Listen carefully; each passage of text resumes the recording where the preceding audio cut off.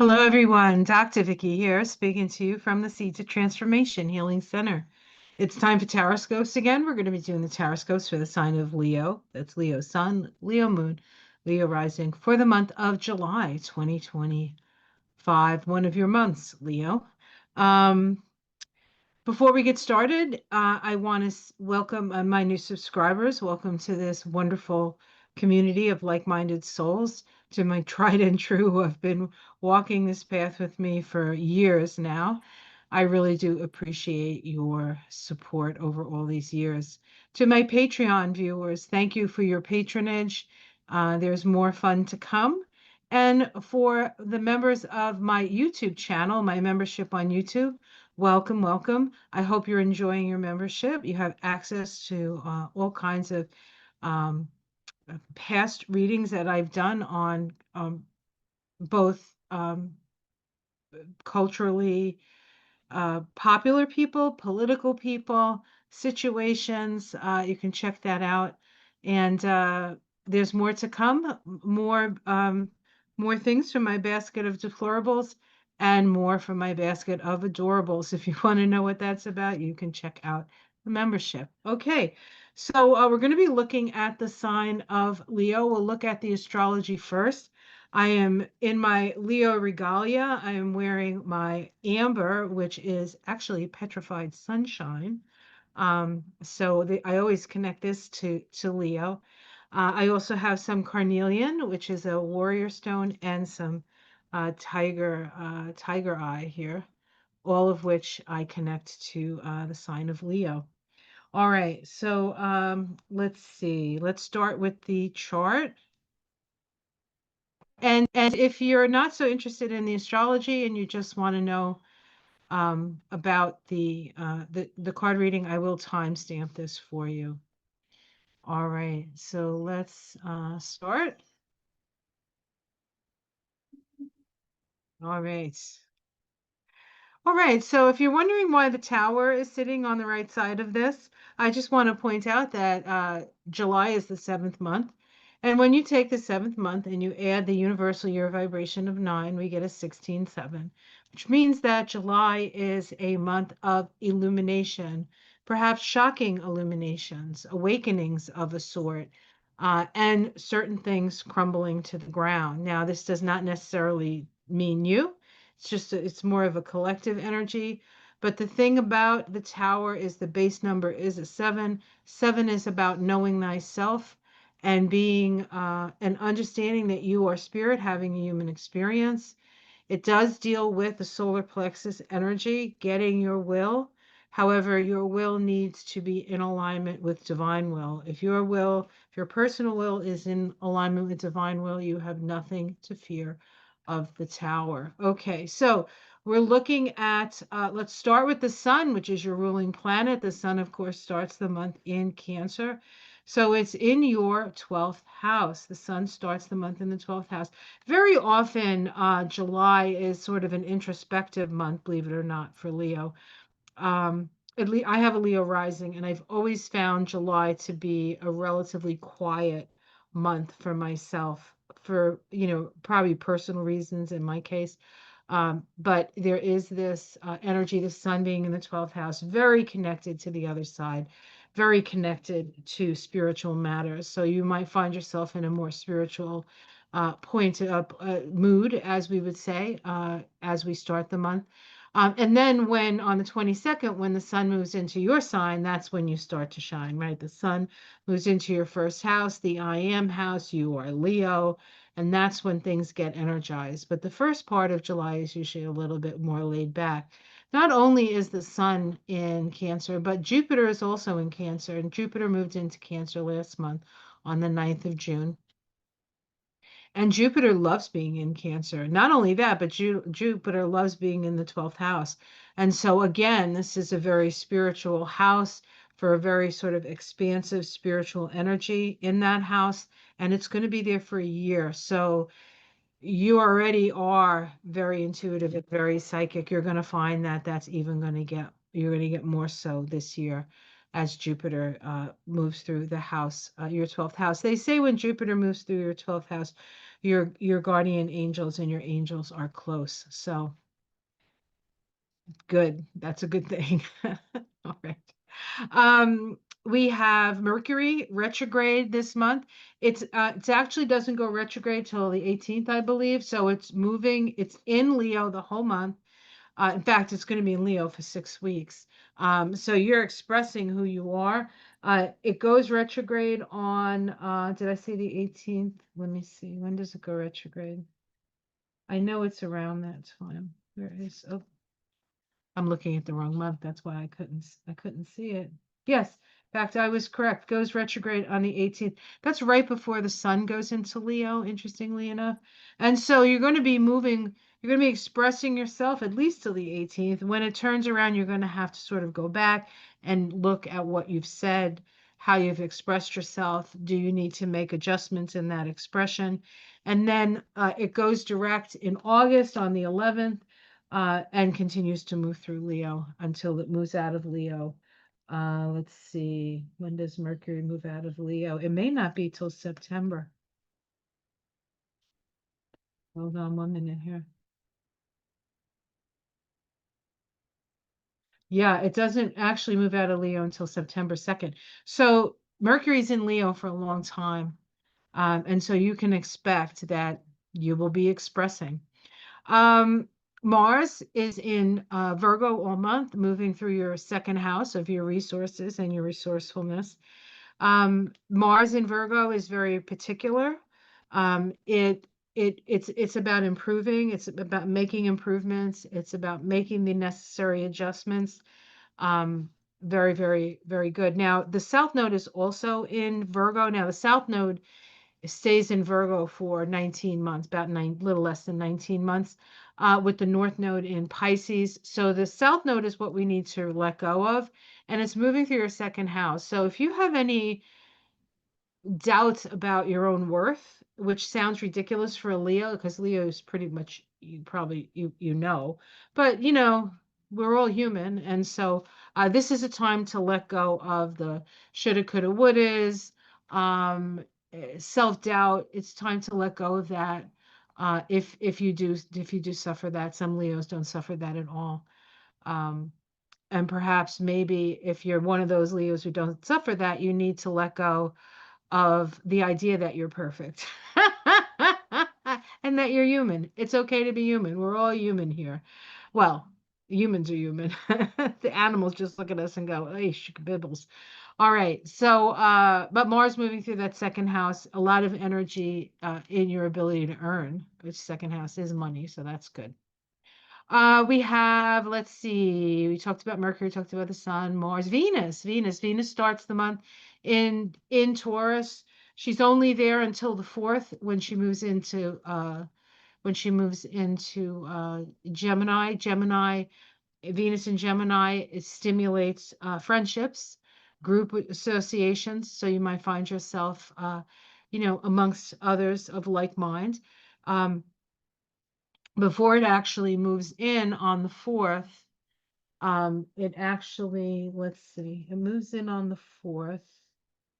Again, am I looking at the wrong month? Yes. Sorry. I keep doing that to myself. Okay. It moves into Gemini on the 4th, but just before it moves in, it makes a conjunction to Uranus, and that happens at the last degree of Taurus. So we have these two planets conjunct in the last degree of Taurus. Venus moves into Gemini on the 4th, and then on the 7th, Uranus moves into Gemini.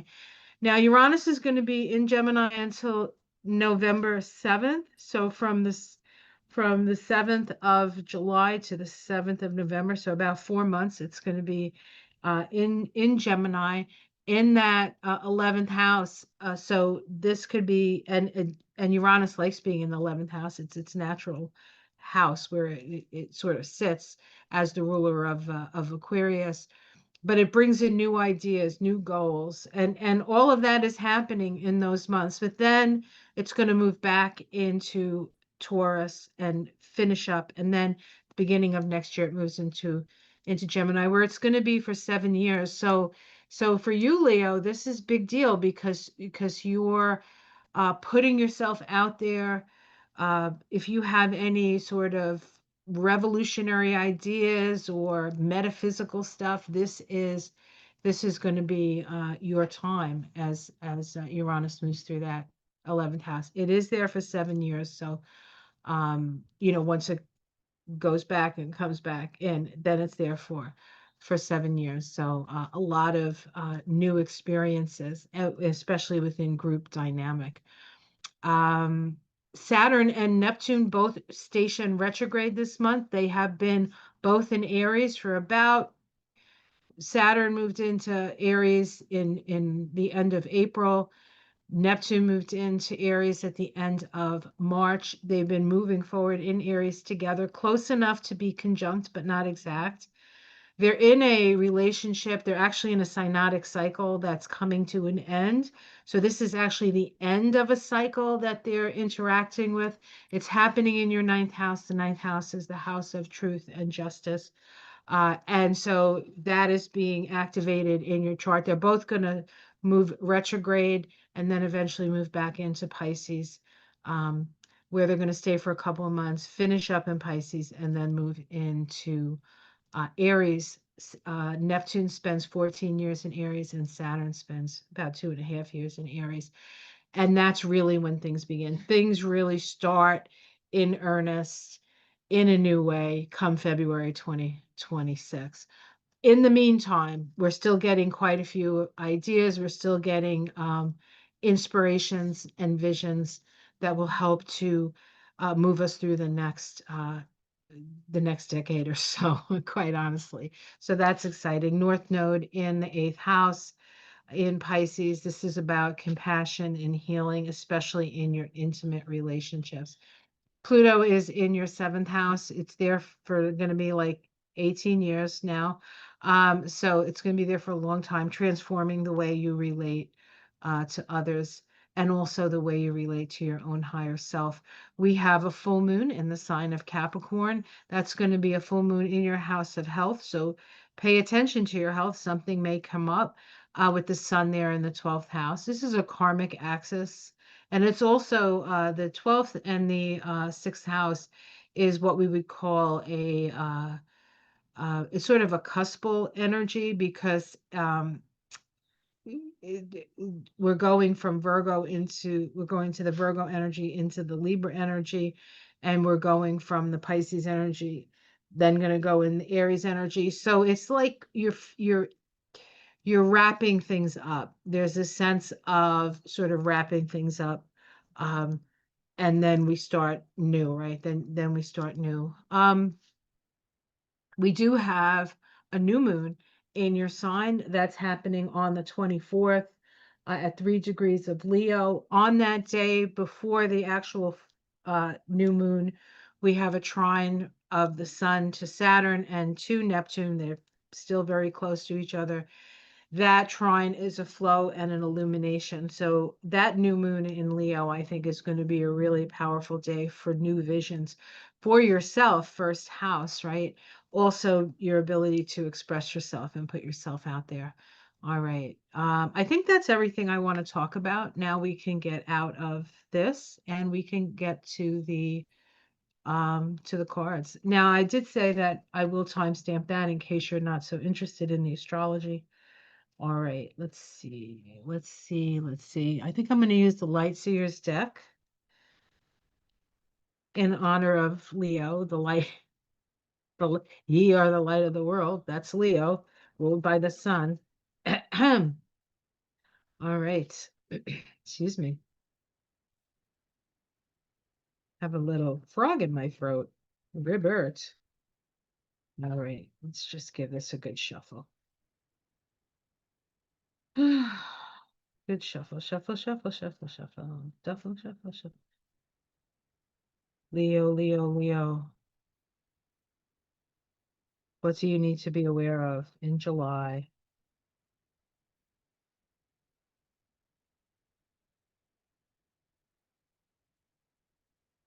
Okay. Okay, we start with, ooh, the Queen of Cups. So the Queen of Cups is the psychic queen. She is connected. She has incredible intuition, psychic ability. She sees things that other people can't see. This is it's a very nurturing energy. And so this says to me that it's very important, especially as you start with the month with the sun in your 12th house, is that you need to make sure that you're taking care of yourself. You want to make sure that your self-nurturance is very important as we begin. What's crossing it is the Hierophant. Now, this could be government in a way, so you can be upset about the way things are going in the government, if you're so inclined, which I know a lot of my people who watch me are inclined to that. But this is also listening to the still small voice within. And so there is so much going on in the outer world that you might find it difficult to quiet yourself down in order to hear that small still voice. Make sure you're taking the time to hear what is being said in your own head, quite frankly. Underneath it all, we have justice. So this is a balancing time. So if you've been very, very busy, this is a time for you to balance that with some rest. If you've been doing a lot of resting, which actually I've been doing, this is time when things start to get more active. But underneath it all is the idea that what goes around comes around, and that cosmic justice will have its day. And while man's justice may be blind, cosmic justice is not. She has her eyes wide open and she sees everything. So rest assured that even if you can't make things even out, cosmic justice will. Let's see what's in the past. We have the World card. So something has recently come to an end. You've given birth to something. There's the end of a cycle and the beginning of a new one. Let's see what's in the sky. Death and rebirth, change. So there's change coming. Change is here. Change is happening. So if you're worried that things doesn't seem like anything ever seems to change, well, everything's changing, right? But there are certain things that don't seem like it that ever changes. Like, oh, that person gets away with everything all the time. That is changing. That is changing. In the immediate future, we have the high priestess. Something is going to be revealed. This is you getting direct information from spirit. The high priestess on the tree of life sits on this path right here between the crown and the heart, the crown chakra and the heart chakra. And so direct connection, you are getting all kinds of information coming into you. Of course, we have Jupiter in the 12th house, so get used to that. How it's seen from the outside, a fair distribution. So you will be giving and receiving in kind. That also sort of vibes with this justice card. So you will, if you haven't been getting things for whatever reason, it's going to come to you. Or if you owe something, you're going to have to pay. But it is a balancing of the scales. Your domestic situation is pretty happy. The Nine of Cups, you're getting what you want. You're getting your needs met. Maybe a little bit too much of a good thing. You have to watch that. So watch that, please. Hopes and fears, the Page of Swords. The Page of Swords is somebody who's bright and is willing to take a risk. So I don't know if you want to take the risk or you're hoping somebody takes the risk. Okay. And the outcome, oh, there's your card, baby. The sun. Let the sun shine. That's the sun moving into that first house. So even though I feel like at the beginning of the month, you're going to feel like you're waiting, that there's a certain amount of darkness, that you're expecting the light, but the light's not here yet. By the end of the month, it's going to be shining bright. Underneath it all is the Ace of Swords, the need to take an action. The Five of Cups, despite the fact that there's a lot of sorrow.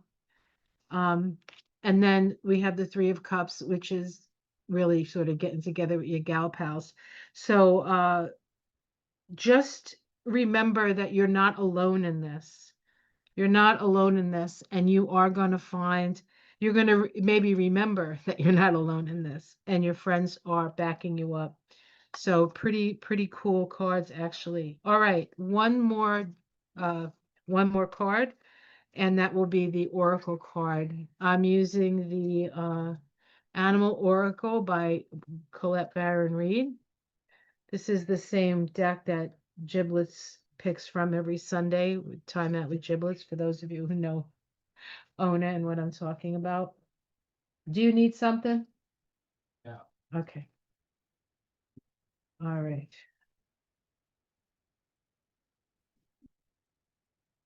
My cat needs something. I don't know if you could hear my cat. He was pretty loud there for a minute. It's appropriate, right, to do a Leo reading with the cat meowing at you. Okay, what do we have? Wombat spirit, be at home. Wombat spirit. I don't think I've ever gotten this one. Gotta find the book. Oh, there it is. Okay.